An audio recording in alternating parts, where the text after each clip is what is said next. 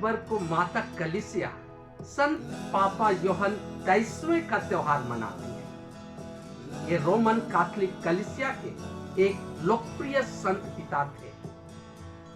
संत योहन 23वें का पहला नाम एंजेलो गुइजेपे रोनकली था। ये इटली देश के बरगामो धर्म प्रांत से आते थे। इनका गांव का नाम है सोतो इल मोते, जो लोम्बार्डी इलाके में स्थित है। 13 भाई बहनों में इनका स्थान तीसरा था। ये भाइयों में सबसे बड़े थे। एक किसान परिवार से आते थे और वहां के प्रचलन के आधार पर किराएदार किसान का काम करते थे।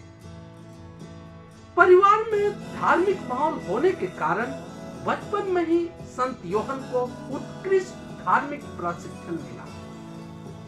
8 साल की उम्र में अपना पहला परम प्रसाद और दृढ़ीकरण संस्कार ग्रहण किया। अपनी प्रारंभिक पढ़ाई पूरी करने के बाद 15 साल की उम्र में पुरोहित बनने के लिए सेक्युलर फ्रांसिस्कन धर्म संघ में प्रवेश लिए और 1 साल बाद उसी धर्म संघ के नियम के पालन के प्रति अपना पहला व्रत लिया। पुरोहिताई के सभी पढ़ाई पूरी करने के बाद 1904 ईस्वी में इनका पुरोहित अभिषेक हुआ।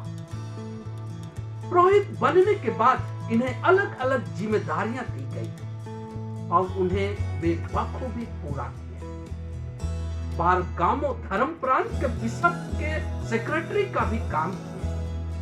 1925 में बुल्गारिया के धर्माध्यक्ष बने और भला चरवाहा के रूप में लोगों की सेवा की। 1935 में उन्हें ग्रीस और तुर्की देश का अपोस्टोलिक नुन्सियो अर्थात प्रेरित प्रतिनिधि का जिम्मेदारी मिला।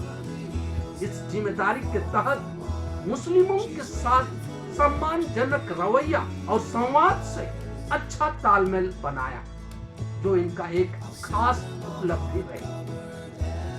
द्वितीय विश्व युद्ध के समय यहूदियों की रक्षा के लिए अपना विशेष भूमिका निभाई और कई यहूदियों को नाजी सोच के जुल्मों से बचाया। 1953 में वेनिस शहर के कुलपति और कार्डिनल बनाए गए।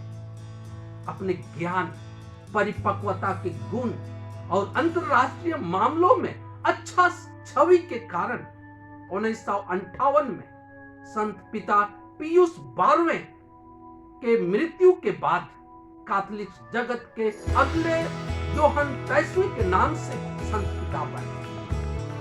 संत पिता के रूप में केवल 5 साल ही सेवा दी, जो बहुत सराहनीय रही। इस पद में रहते हुए उन्होंने रोमन धर्म सभा कलीसियाई कानून के संशोधन के लिए आयोग का गठन किया।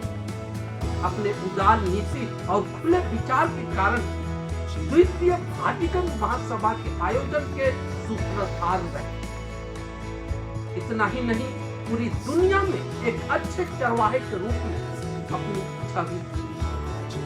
संत योहन 23वें अपनी नम्रता, सरलता, सक्रियता और साहस के साथ अपने सभी शारीरिक और आध्यात्मिक कर्तव्यों को पूरा किया।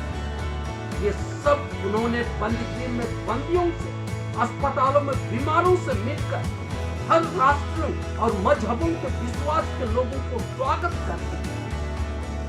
अपने सामाजिक प्रमाणिक शिक्षा के अधिकार से कई परिपत्र लिखे जो बहुत सराहनीय रहे।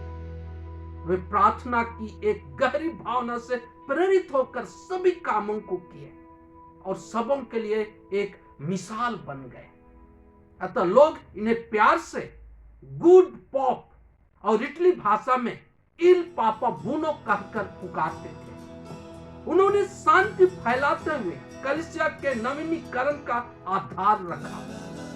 1963 में इनका निधन हुआ। 2000 ईस्वी में संत पिता योहन पौलुस द्वितीय के द्वारा धन्य घोषित हुए और 2014 में वर्तमान संत पिता फ्रांसिस के द्वारा संत की उपाधि दी गई। हे संत पिता योहन 23वें, हमारे लिए प्रार्थना कर और अपने सभी भले कार्यों में साहस और सक्रियता प्रदान कर।